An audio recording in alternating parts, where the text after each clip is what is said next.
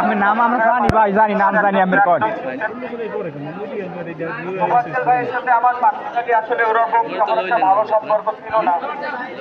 তো সে যখন ঠাকুরের সিটি করতো আমরা তখন আমি দেখতাম মাঝে মধ্যে কাঁঠালতলি তোফাজ্জল ভাই আসতো, কথা বলতো, আমাদের সাথে মিশত এবং তার যে আচার ব্যবহার এবং মন মানসিকতা আসলে সেটা আমাদের খুব মুগ্ধ করছে। সব থেকে দুঃখের ব্যাপার হলো বাংলাদেশে সর্বোচ্চ বিদ্যাপীঠ ঢাবি, তো ঢাবিতে আজকাল মনে হয় যেন জানোয়ার চাষ করা হয়। এই ঢাবিতে এত বড় একটা শিক্ষা প্রতিষ্ঠান যেখানে পরীক্ষা দিয়ে এরপরে চান্স পেতে হয়, সেই মেধাবীদের মধ্যে আসলে এরা আসলে মেধাবী বলে আমি মনে করি না। কারণ একটা মানুষের মন মানসিকতা এত নিচু হলে, এত নির্যাতন করে আসলে একটা মানুষকে মানতে পারে না, তার একটা ভারসাম্যহীন মানুষকে।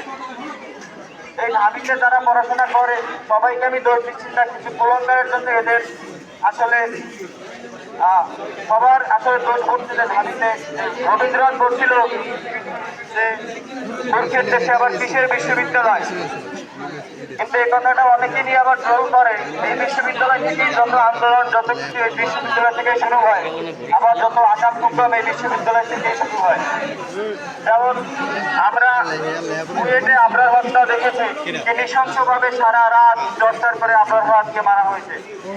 এরপরে এই 2024 সালে এসে আমাদের এই ভাই তোফাজ্জল ভাইকে কি নৃশংসভাবে হত্যা করা হয়েছে।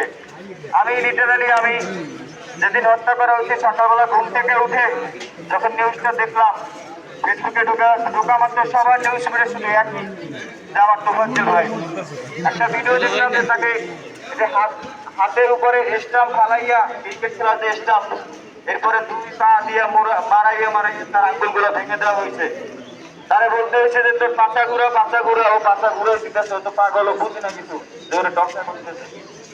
এরপরে ওরা টর্চার করার পরে